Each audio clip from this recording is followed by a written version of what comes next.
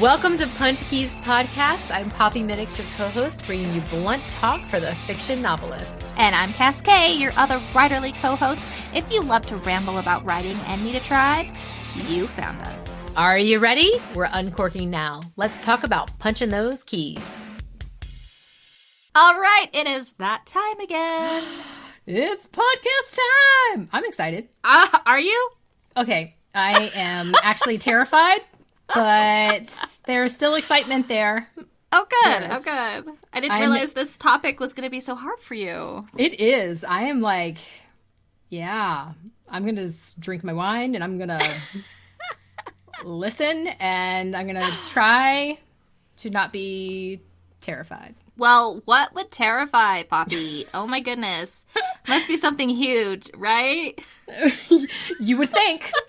You would think that. So I thought of this topic and I put it on our list, and I labeled it onion scenes. Yes. Which, of course, made no sense. I was like, I don't know what that means. Okay. We're discussing onion scenes tonight. All right, I guess I'll figure that out. So I really wanted to talk about different ways to create depth and layers within a scene. Then I started researching, all right, we should probably talk about how you technically define a scene and the steps of the scenes and the building blocks, and I'm talking to Poppy about it, and she's backing away from her computer I am. screen. It's like crickets, and I'm trying to hide behind the crickets and crawl out of the room. That is what's happening right now.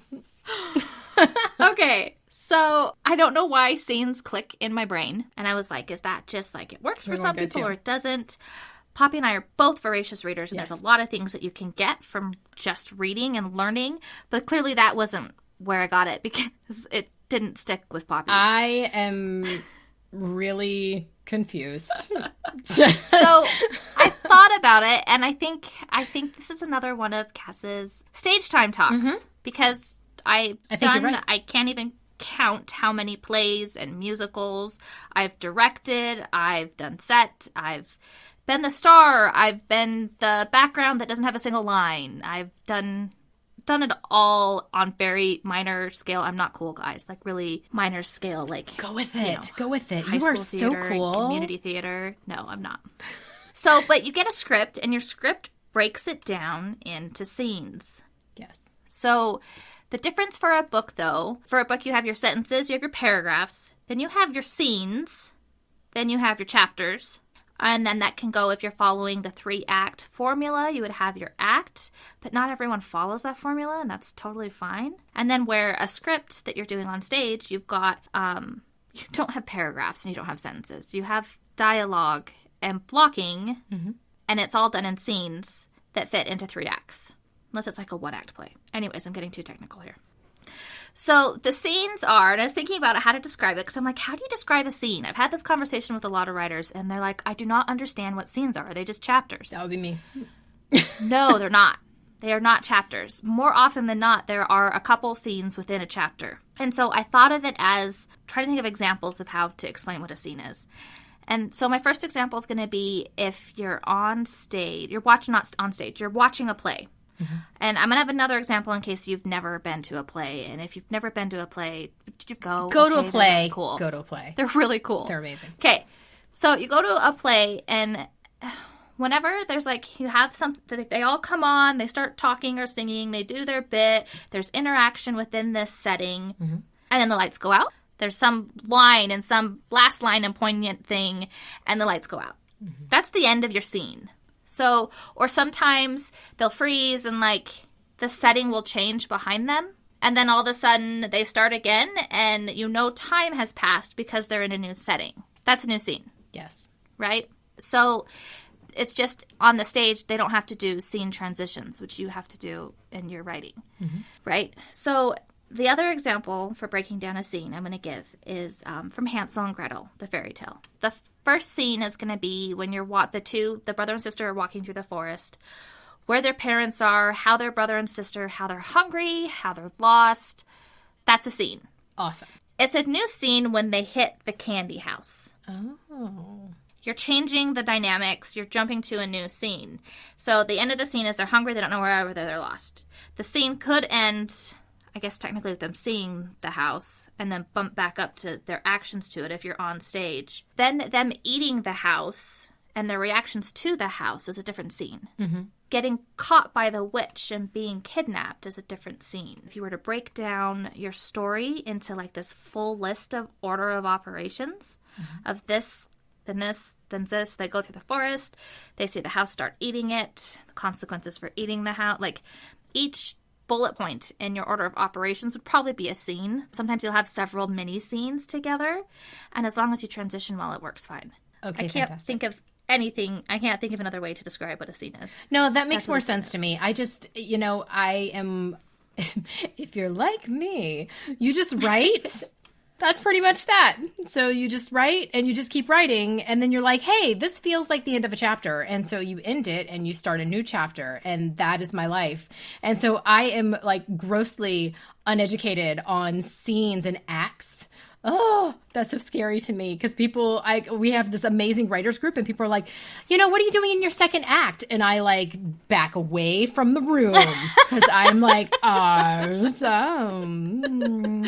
what chapter is that? I don't know. So I guess for me, it's just feel. But apparently I have scenes, Cass has told me. She does. Good. She has scenes. I can identify them. Yay. I cannot. So I'm glad one of us can. I think, too, can you identify transitions?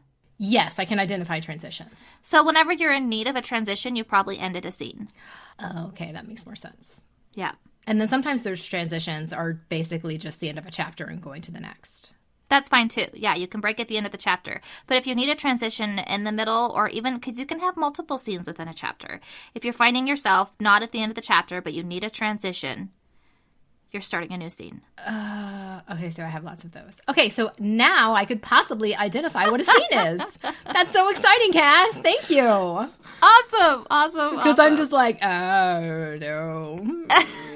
No idea. Okay, so now that we know what scenes are, I want to talk about all the different layers and things that you can do within a scene. Because I look at my story progression of movement through scenes instead of just chapters. Mm-hmm. Chapters are good too, but scenes are the transition. There's a point for each scene. There's something you're trying to tell the reader, right? So there's like like your main artery, blood line that pumps all like your carotid artery or something. Sure, yes. So that's always going to be like your plot A and your plot, right? Mm-hmm. So that always has to be the main focus. That has to be pumping and solid and something achieving towards that within each scene. But you can do more than that. And that's where it gets really fun for me. I love sitting down and looking at all the ways I can fully use a scene and layer in different things. Cool. Yeah, so much fun. So one of the things I love to do is, I'll take like the plot arc. So obviously the plot's the main blood flow going on and through the main core of everything. But I'll also look at the character arc because typically your character is going to be someone at the beginning and then they're going to be someone different at the end. I don't know if you've ever read this. Have you read a book where like in order to get them there's one scene where all of a sudden they're just there. Yes. Who they are. Yes. Like it's just this random change. Bloop. Like, yep. Oh. And you're like, oh, okay. Well, I guess I could see how that might have naturally progressed and I just didn't know they were learning those things and making those decisions in their head to evolve into this other yes. character. But I think if you sit down and look at the baby steps that get them to learn the lessons they need to learn, to change their opinion on something, to have a broader understanding of something, you can give baby cupcakes through all your scenes. So it's like a natural progression. Nice. Yeah, so it's like little baby steps they learn, which a lot of times the reader may not notice because it's just like a little tiny flourish detail in the scene. Sure. It's not the focus of the scene, but when it's happening in several different places, all of a sudden when your character has this evolution and they've changed, it's trackable and it's not out of nowhere. That makes sense to me. I like that a lot. I like that too. I also like to, we had talked about in the antagonist one about our swoony villains. Yes. We talked about looking in scenes for ways to expose their motivation. Yes. So that you don't have this big villain speech at the end, right? You always want to avoid the big monologue from the villain at the end. Monologuing. Yeah. It's right there with capes. No capes! All right. This is where I think, though, that's another thing when you're looking at your work. If you're looking at each scene, and I do this a lot of times after editing, or after the first draft. I'll go in for editing, and I'll sit down with each scene when I'm doing a read-through, and I'll look at the scene and be like, what does this scene accomplish? Mm-hmm. What more can it accomplish? What can it show me with the character arc? Is there any way, is there anyone in this scene who knows the villain? Is the villain been in this scene before? Mm-hmm. Is there any object that would reveal anything about the villain? Is there any, and it doesn't have to mean the scene is all about that reveal or that information. Just like it could be a little tiny detail. You mean a layer? What? So I'll look for that. Since I write fantasy and I predominantly always have some type of magic system going on, I'm always looking for a way to deepen the understanding of the magic system, to a way to show a new rule with magic instead of just explaining it in some speech from the mentor who knows magic. Yep. I'm looking in each scene like, where can I expose a little part of this magic system where they see it in action?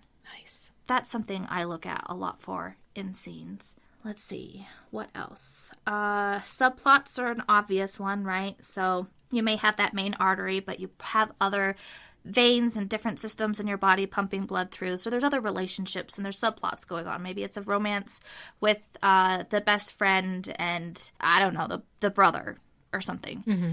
The moments to layer that in per scene as well too. Yeah. So all of these things, and I think that's why I love layering scenes so much, because if you just do tiny little details where the scene isn't about that on all of these different categories, there's like this natural adds movement. Up. Yeah. Yeah. That's like the undercurrent of the main plot. That's really neat. And that makes sense. And it definitely makes for more dynamic writing, because it's not just this is what happened right here, next scene. This is what happened right here, next scene. This is what happened right here, next scene. Which I think can there's a balance though. I think it if you start doing this and playing with it, it's super, super easy to tip into underwriting because you're cramming so much in per scene. You can kind of overdo it. Sure. I have this problem a lot. So all of my first drafts tend to always end up at 60K. They'll be huge fantasy novels and they're ending at 60K. Right. Because I'm making my scenes do 10 things. And you probably have them in your head where you're not detailing out material. You're just being here's what this is. Boom. Next. Is that what's happening? Is that what's happening with you? Sometimes. I think sometimes I'll have an action happen and it's supposed to show so many different facets and so many different storylines. The reader's only catching, if they like the romance, they're only seeing what it does for the romance instead of what it does for the magic world building. I see what you're saying. Okay. And so the reader's only going to pick up on so many of these cupcakes per scene. Okay, that makes sense. It's a balance. That makes sense. So it's not boring writing by any stretch of the imagination. You've gone almost overboard in it because you want everybody to catch everything right then, but instead they're trying to struggle grabbing the plot. And then if you have too many things around them, then their brain just explodes because they're still trying to focus on the plot and they're going to miss all of the, nuances that you've plugged in. Yeah. Oh, that makes sense. Yeah. I have that happen a lot of time with beta readers and feedback. I've seen, because I'll just pile it all in and it's so efficient to me. It's all working. It's bullet points, baby. Duty. Bullet points. And then I start seeing in beta reader notes, they're asking questions and I'm like, that information was given 4 scenes ago. Why are you asking this? Oh, because it was given with 10 other bullet points at once and you didn't retain it. Okay, I need to spread this out a little bit more. Right. I need to find a way to add in a new scene that can take half of the points from the scene before and the half of them from the scene after and lighten the load for everything. That completely makes sense. It's amazing to me how different everybody writes, especially when they're starting out. I am the same. We actually are similar in that when I first started, because I would be I have got a draft. It's in my brain. It needs to come out. And I would just barf words and it would just come out so fast. And I would end up and I'd be my novel is done. It is 62,000 words.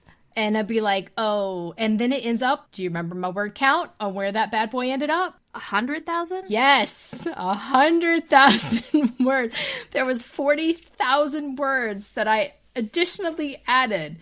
I added a novella to my novel, and apparently that was the key because I actually needed to explain things and detail stuff out.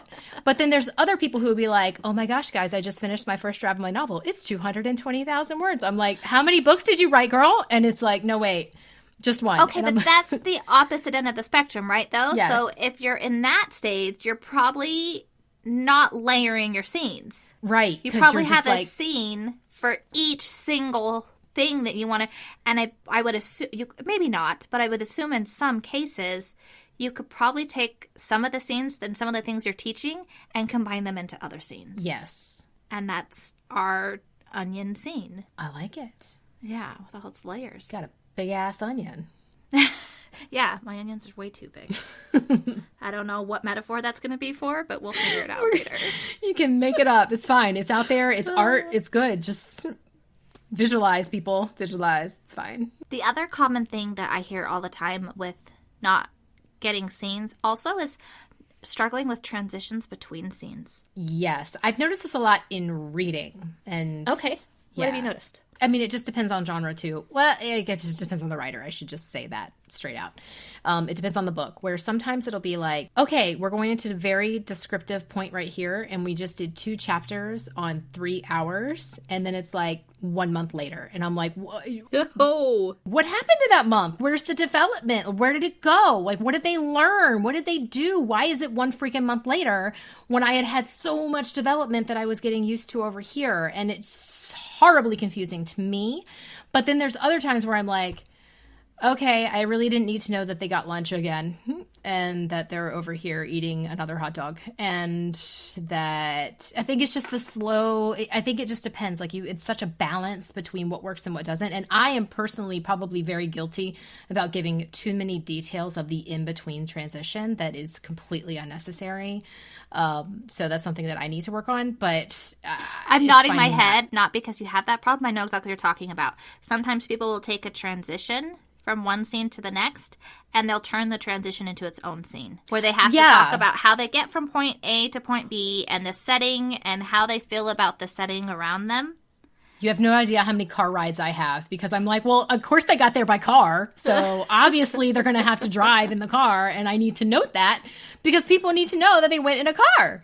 And it really which is fine because that can be a transition in itself. You know, depending on what they learn. It can even be like, oh, and on the car ride was da da da da. Or as I got out of the car, I was super eager because we didn't say a word the whole time. Instead of just sitting there describing the air conditioner for a scene. Yeah. And, like, I think the time thing's interesting, too, because I think that's a pacing thing.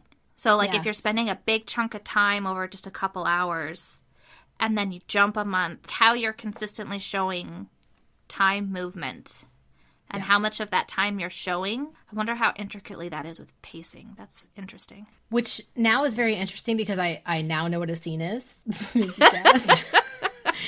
So it does make me wonder about scenes as well. And like, do you because I mean, one thing that you will hear a whole lot is to be consistent as an author. So if you're going to call one thing, you call it one thing through the entire book. You don't change its name halfway through unless they learn something and then it's part of the plot and the character development and who they become. Okay, so you're going to be consistent in who they are. You're not going to flip-flop on their personality or their core beliefs. And maybe it's one of those things, too, where you're not going to flip-flop on being like, okay, scene 1 is an hour. Scene 2 is an hour. Scene 3 is 2 hours. Scene 4 is 1 hour. Scene 18 is 17 days. So maybe it is a consistency point in there, or is it just pacing and what works for the story? Your scenes have the same time coverage or similar. It would be your transitions that would handle the different time movement, right? I would think so. I would be intrigued if you have a situation where you're steadily going through and it's every day, and all of a sudden it's like a month. I would actually be fascinated in how often that's broken up into different parts, because you'll see books that have like a part 1, part 2. I'm wondering about that as well. V.E. Schwab did that in Vicious. Fascinating layout. But it was part 1 and part 2. And there's a significant jump but all of part 1 followed consistently at the same time going on. Same with book 2, but there's a good chunk of time gone that you miss. Yeah. And she sectioned the book out in 2 parts. And so it was just like, it's a more defined break, it feels like, when you do that. That's interesting. Like, okay. That's pretty fascinating. That would be very... I'm going to start paying attention to that now when I'm reading as time jumps and scenes. I know that's going to be like my new thing because, okay, so you're going to hear it probably as well as read like a writer. Number one, it's annoying to read like a writer. Nothing's as good as it was before when you read like a writer. Nothing is as good as it was before. So those things that you just loved and you started writing because you become like Judgy McJudgerson, and you don't mean to be, but you totally are. And it's like, sorry, I'm a butt, but this is how I feel now. Dang it. I just ruined my reading forever. But then you can also appreciate those things. I can really point out now what an author is just stellar at. And while there's faults, it doesn't necessarily overwhelm what's so good about them and what I'm impressed by. And that's what's really neat because I'm like, damn, like they just finessed that transition. Yeah. I am amazed at the finesse that they just used. And I can super, super appreciate. But reading as a writer is going to take a new spin now because now that I know what a scene is, I'm going to be like, oh, that's a scene. That's a scene. I know what that is now. That's a scene. So yes. I'm like super happy that you know what scenes are now. I did not before, which is super sad as I've written many a book. I was really worried that I wouldn't be able to explain it so that you did would know what they were. Thank you. You did it. Because I just sort of escape those conversations typically because it just scares me because I'm like, I don't know. I write in chapters. I don't get it. And I just know by feel. I'm such like a hands-on. I need to jump in the thick of it and just figure it out. And so when somebody's like presents like, well, this is what this is, I'm like, I am confused by all of the technologies. And so I just back away. I like how you explain that. So thank you. I feel way better. I think too, if you're looking for formatting and transitions and scenes, I do think V.E. Schwab is a great, because she actually does it in a unique, artistic way that I like a lot. I'm trying to think of other authors that are really smooth. So, like, I think Stephen King is pretty not great with his transitions and his scene breakdowns. They're super inconsistent in length and development and what they do, but I think that's part of his style, too. And it's Stephen King, so you can really see it. Can you ever say anything's wrong when it's Stephen King? No, you can't. So, yeah. His stuff always throws me for a loop, though, because you'll get a chapter that's like 20 pages, and then you get a chapter, and it has like 2 or 3 scenes in it, and then you get a chapter that's a quarter of a page. Those, like, tiny chapters, and that's a chapter. They need to pack, like, a hell of a punch if they're going to be a full chapter and it's a paragraph. Yeah. And there's some people who pull it off. I don't think I fully get how to utilize those. It depends on what I'm writing, too. If I'm writing fantasy or paranormal romance, I tend to go way longer on chapters. But if I'm writing rom-com, I tend to go between like 1,500 and 3,000-ish. Sometimes there's outliers, but that's pretty much it. But it can be up to 4,000. I think the biggest chapter I've ever done was 4,200, but that's just how I write. But I know people who do like 7,000 word chapters. And for me, I'm confused by that. I have a hard time with that as a reader. And I think that's a genre thing too, though. Because some genres can get away with those longer chapters. And I think there's a longer attention span. Yeah, if you're doing a high fantasy and you're in a scene where you're doing like explanations of world building, you're going to end up with a 5,500 to 7,000 word chapter. And some people are going to stick it out and eat it up. They're going to want more, right? They're going to want more. They're going to think it was too short. Yeah. If it's done well. Yep. If it's done well. Yeah. So, and that's something, too, that I, especially as I started looking specifically at writing urban fantasy, I started looking at not only, like, the book, like the genre length for a book that's typical, but I started looking at chapter lengths per genre. It's a difference. Because there is some commonalities in readers for genres that break down into that. And, like, how long they sit and read at a chunk of time. And I think any genre that's populated by parents probably struggles with longer chapters, right? Because you have kids that are interrupting you 50 million times a day. Absolutely. And so you have to stop what you're doing Yes. and it's really hard to jump back into it, you don't generally have a few hours to just sit and sink into something like that and just immerse. You get like snippets here and there, and you get 30 Yes. minutes, which is like heaven. And that's probably because your kid just fell asleep, and that's all the energy you have before Right. you pass out, you know, or whatever it is. And so I think it's different. Readers are drawn to different types of genres too. So just be aware, whatever genre you're writing, look into it. I mean, there's stats for everything. We should definitely, I want to look at that, because I bet you, I'm trying to think of like genres that would be longer, and I think of fantasy and sci-fi, obviously, because you're going to want descriptions out the wazoo, and that's going to up your word count. But then I think of like horror Historical and fiction. rom-com and things that you want to pack a punch in a short period of time, and I would think those would be a lot shorter chapters. And I think it depends too on your suspense and how much people can take at the same time, and how much they want to move further and how fast. That's pretty interesting. You know, speaking of which, okay, so like transitioning from different scenes, your last scene at the end of your chapter, when you have a cliffhanger, what makes a good cliffhanger versus what's just ending the scene too soon? I love having cliffhangers. I know you do, and you're so good at them. Oh, am I? Oh, thanks. I appreciate that. I don't actually know if I am or not. Again, it's that feel thing. It's like, I'd be like, oh my God, if that happened when I was reading it. So that works for me, right? I have concluded a scene and then added something that is going to lure for the next scene. Look at me talking in scenes. Can you believe it? It's like a brand new day. I know. I Cracky can't. pants. Oh my gosh. So like for me with a cliffhanger, it's one of those moments where it's okay. All of this has just settled down. We're okay. Everything's fine. Oh, but it's that but. The but is the cliffhanger. The but is like, oh, except for that really pesky thing that everyone's been waiting for. Yeah, it's right here, and it just walked into the room, and dangle. Okay, bye. It's been fun. It's been real. Good night. Good luck sleeping. I'm like really evil with the cliffhangers on that. Like I want people to write me and be like, that would be like life goals. This is just, we're going to take a little temporary pause to talk about Poppy's life goals. Is that I really love like making people, I want my readers to cry and then write me angry and telling me that I owe them tissues. I'm cool with that. I would be so happy.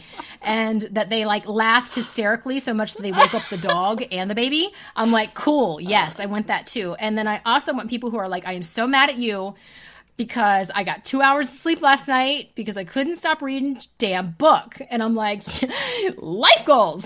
So that is like, there's nothing that thrills me better than stuff like that. So for me, if a cliffhanger happens like that, I'm like, yes. And if another author pulls it off and I'm reading, I am like, thank you, because like you just blew my mind a little bit with that but. So that's a cliffhanger for me, is that everything is ended and it's cool. When do they not work? When it's like a random conversation, almost in the middle of a transition, and it's like, oh, except something that doesn't really make sense, or something that I don't really care about.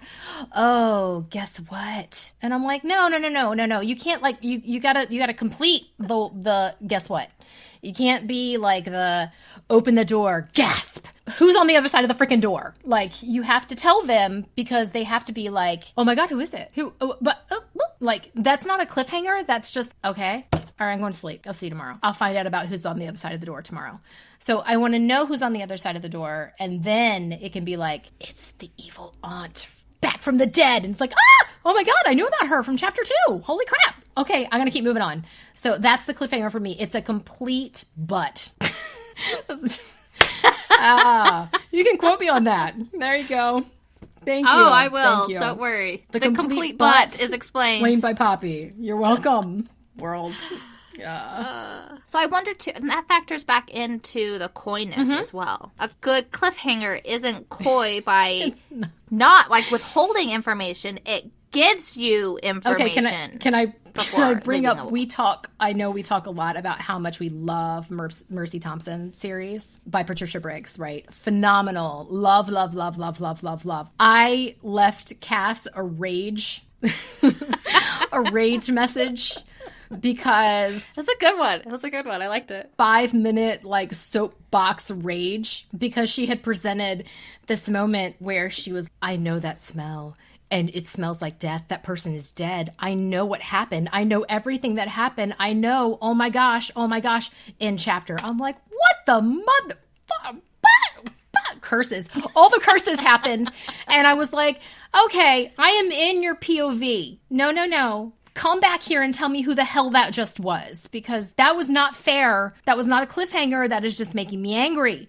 Because I needed to know, because you're in the POV, it threw me out against the wall and out the window, but not in the position where I could see who was on the other side of the door. And that made me super sad. So I think that's a really good point, too, though, because it threw you out of the point of view. Yes. All of a sudden, you'd been in her head and you knew everything she knew. And then in order to achieve a cliffhanger, she tossed you out of her point of view. Yes. And I was like, no, but I was just in there. Fail. Not cool, man. Duh. Don't I'm do on the that. inside of the gossip chain. That is the point of reading these POVs and the cliffhangers, that I'm like, I'm the first one to get the information. Oh my God. You know, like, oh, that's what happened. Oh, you know, like you want a cliffhanger to like make you like scream or squeal or like throw your book because you just don't even know where the emotion came from. So that for me is the good scene change. Is because chapter break, chapter right? break potentially. Yeah, I mean you can't really do it in a scene change because it's the next sentence. Changes. Yeah, if you're changing scenes in the middle of a chapter, it should be something that's not noticed unless someone's looking for the transition, right? Correct. Like it's just this natural flow. It is. It's just a shock, a point, something that has probably been hinted before, because it has to have some kind of emotional response that is not. You're back on cliffhangers. I'm back on right? cliffhangers. Yes, I'm sorry. Okay, I good. jumped. No, that's good. It is one of those things where you have to almost have a tie to a beginning point. And maybe that is the point on your layering, is that you have layered it way back in the day. Yeah. And it wasn't overwhelming, and it wasn't something that was overshadowed. It was something that was like, pause, I'm going to drop this tiny piece of information for you. I'm making hand signals to Cass because I'm super into this right now. You can't see it, but just They're know fabulous. that I got hand They're signals fabulous. all up on the place. Okay, so you're going to drop this scene, this layer way back in the day, and then you're gonna drop it in a way where it's a shock, because it's not going to be something that you lead into. It's going to be like your scene has ended, and then it's, oh, by the way, do you remember what happened in chapter 2? Yeah, here you go. Boop. And then it's like they have to move forward. There's no stopping. And so it's like bulldoze through. That's the key. And I think that's a good point too. So if you have like strong emotional moments, whether they be cliffhangers or big reveals or something that happens, and you really want it to hit the reader, I think a mistake that I made a lot as a new author was not giving any hints toward it, because I wanted to like outsmart the reader, right? And I wanted to like be this somehow write the super intelligent character that was more intelligent than me. It's a really weird psychology that I've seen elsewhere as well with other writers. But the thing is that's not an enjoyable experience for the reader when it's like, how was I ever supposed to know this? So, it's uncomfortable and you feel like you're out of scene. Yeah, and so that's another thing in layering your scenes. When you have that big reveal and you see where it is, track all the scenes before it and look for all of the places you can add an extra layer. Don't be me and try and cram 20 layers into one scene. Because people will miss stuff. Yeah, right? And then you're going to have this emotional moment, and they're not even going to notice that cupcake you dropped, because you dropped it with 15 other cupcakes at the same time. Right. So don't do that. Super excited about cupcakes. Yeah, I love them. But it's okay to like work backwards like that too. Mm-hmm. We have a elephant herd going through my house right now. But it's okay to work backwards like that too, to come in and build those layers after you see exactly where the emotional hits are or exactly what you're building towards. Regardless if you are a plotter or a pantser, I think sometimes things go awry when you're in there writing, and things evolve and change, and you'll have to go back in and layer. And I think that's why I love this topic so much, because it's so easy to get discouraged and be like, the beta readers totally didn't get this, or I got stuck with the villain monologue, I don't know how to get rid of this, right. Or it's like this sudden snap when the character went from this belief to this belief. There is a fix for that. Yeah. And it's actually probably just a couple lines throughout a couple scenes. Right. It's not a lot. I mean, that is one thing that it really took me a long time to wrap my head around was I'm like, oh my God, I'm going to need a whole new chapter. I'm going to need a whole new chapter because like I forgot to mention this thing and it doesn't make any sense to anybody. And I'm like, oh, wait, I just fixed it with a line. I literally just had to put it in dialogue, was like, oh, by the way, here you go. And I'm like, oh, okay, well, that was easier than I thought it was. It's daunting to think of how to set information up. But I like how you're thinking on that with you just have to go back and kind of check and add stuff in, but not overwhelmingly so. Yeah. Yeah. You have to build your onion. Build your onion. Stinky, smelly onion. We got to think of something more pleasant than an onion that has layers. But yeah. I mean, this episode's been done, baby. It's an onion all the way. No fuzzy sweaters or... No. Fuzzy sweaters have layers? No, like you tank top. Oh, t-shirt, you're layering your clothes. Long tee. Gotcha. Vest, if you will. I'm just picturing the Grinch like biting into an onion now. Yeah, that was a thing. That was a good scene. That was a good scene. I was like, ew. You just knew he was the bad guy because I'm like, who would do that? No one. No one would do that. Not me, and I love onions. I do not. But yeah. So we understand what a scene is. Check. Yes. Check. We understand the difference between transitions between scenes in a chapter and the bigger punctuation mark of a ending, a scene that ends a chapter.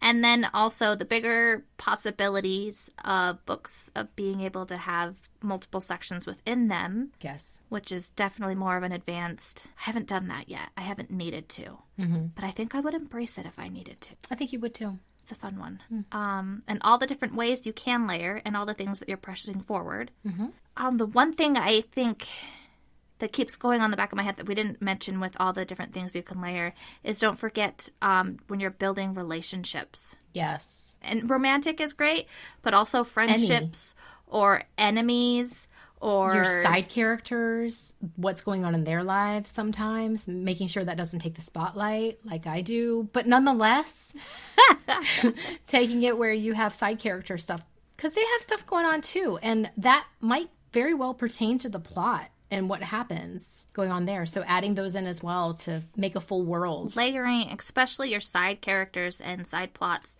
layering those into scenes instead of giving them their own scenes is a good way to cap yourself from if you have the habit of your side characters stealing the show. Yes. That might be a good way to kind of cap yourself with that. But very cool. I'm going to think on that more. How to layer everything in. Okay. Well, that is our beautiful onion layering. Let's see. What's a good challenge for this episode? Oh my goodness. Let's see. What are you most excited about? Like, what of all the topics we listed are you most excited to go add into other scenes I like now? that. Like, is it your character arc that gets you excited? Is it a relationship arc? Is it villain motivations? Is it magic world building? Is it plot B? What is it that you're like, oh, I want to go layer that more into my scenes now. I want to hear about it, and I want to hear how you're going to do it. That's the challenge. Dun, dun, dun. Very nice. All right, that's it. Very nice. Love it. Until next time, punch the damn keys. Thank you so much for hanging out with us. And if you liked this episode, please subscribe and give us that clickable 5-star love. Got writer questions or feedback? Reach out through our website. And until next time, make sure to punch the keys.